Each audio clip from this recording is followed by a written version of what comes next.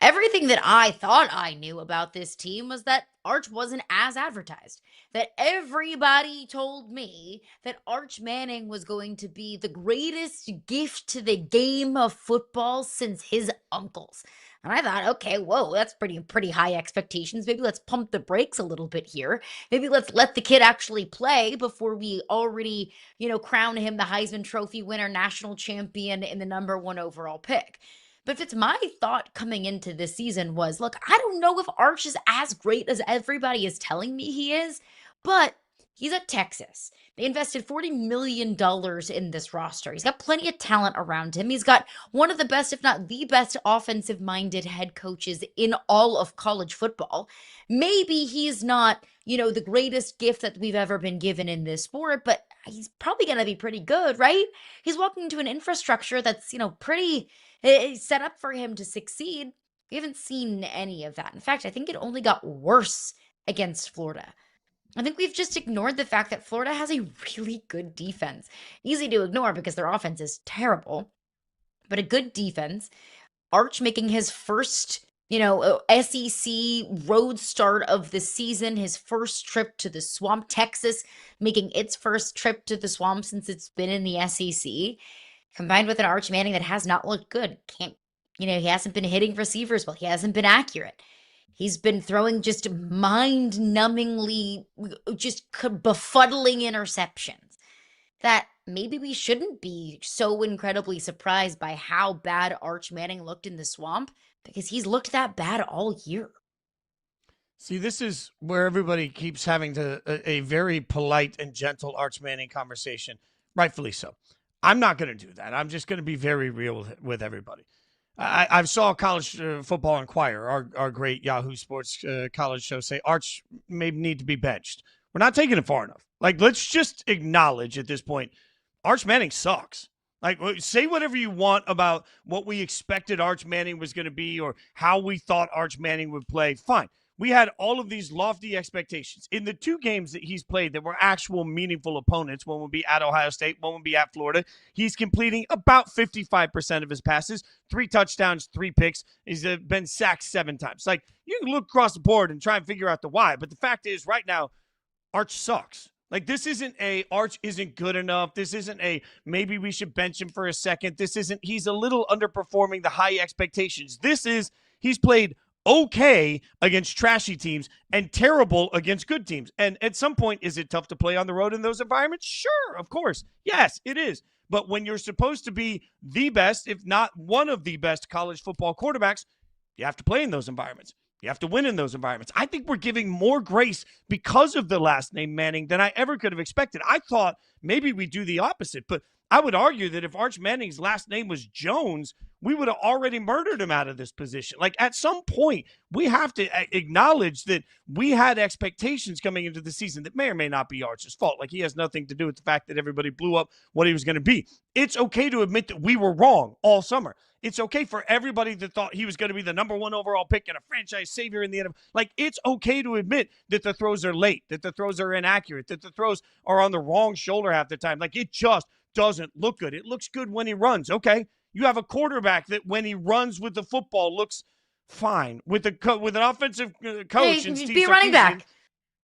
Exactly. What are we doing at this point? We're being so gentle on Arch, and I'm sorry if you're making $15 million. Yeah, I think we are. I'm not hearing anybody say Arch sucks. And most quarterbacks, if he played for Michigan and was struggling to throw the football, his last name wasn't Manning. Oh my God, we'd be sitting here yet again, Michigan's got a guy that can't throw the football. We don't give this much grace to these. He's just been so terrible, and we're saying he might need to sit. No, he sucks. He's no good. I mean, the best throw I saw, or at least a top throw that I have seen, top 3 throw that I have seen from any Texas quarterback this year was the one play that Arch had to sit out because his helmet came off and the backup came in and threw a nice little dime. That's where we're at with Arch Manning. He cannot throw the football. You know what drives you crazy, Fitz? When he does that gimmicky little sidearm. Quit doing that. Just throw the football. Quit trying to be cute with it. Quit trying to make these Patrick Mahomes type of shortstop kind of plays and throws. Just drop back and throw the football. Like we can see, we can see flashes from Arch. If you watch these games, you can see once in a blue moon, he throws a beautiful ball, and it makes me think, where is this? Like, why can't we see this more consistently? And it's gotten to the point, I actually talked to somebody very well connected to the Texas football program yesterday. He said a lot of fans are talking about Sark giving up offensive play calling duties, that's the next step, that maybe Sark just needs to coach. He needs an offensive coordinator to call the plays, that Sark needs to do his job, an offensive coordinator can do his job. We have all talked about how Sark is an offensive genius his entire career, his entire time at Texas. He's been calling plays at Texas since he got hired at Texas. And now we're talking about him giving up play calling duties. Is it a Sark problem or is it a quarterback problem? Because I think that we are, to your point, maybe giving Arch way too much grace if we're going to call Texas's issues a Sark problem. Is Sark perfect? No, of course not. We all saw the goal line toss against Ohio State that cost them a trip to the national championship. But this is not a Steve Sarkisian problem. Sure, the offensive line could be better. Sure, you could have better pass catchers. Sure, those are all excuses. It's an Arch problem. It's not a Sark problem. But I want to know, Fitz, how did we get here? Like, sure, take away the fact that his last name is Manning. Did he get recruited by every top school in America just because his last name is Manning?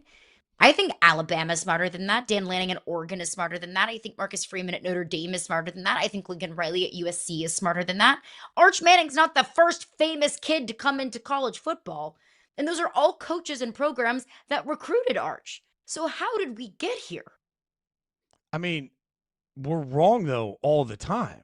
Like, everybody recruited Spencer Rattler, and Spencer Rattler was supposed to be a very good college quarterback, and it just never really came together.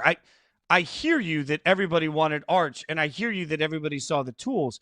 I think it's okay to say, hey, there might come a time through development when Arch doesn't suck. Like, he could get better.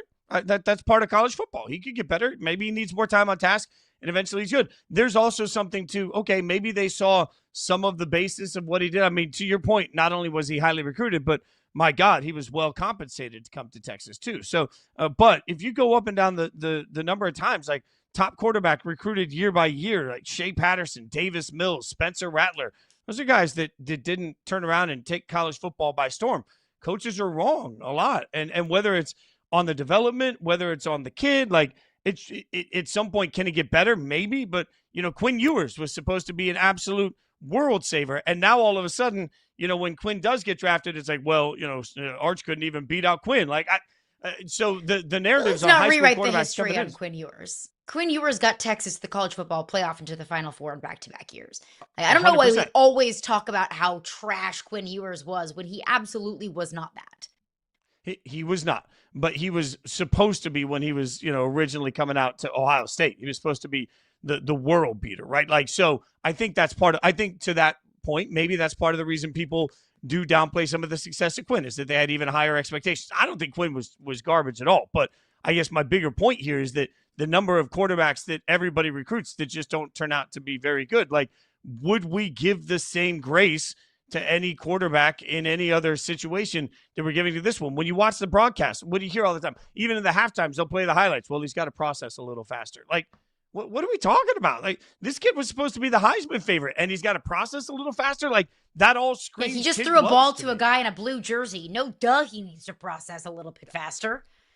It's like he needs to process faster. He needs to be more accurate. He needs to see the field better. He needs to put the ball on the right shoulder. Like, all of these, he's just not good. And nothing is going to change that today. Like, I do not believe that Arch Manning is a quality enough quarterback to win a national championship today. I don't think that Arch Manning is a quality enough quarterback right now to bank on week in and week out. I don't know how you fix it, but they got to fix it.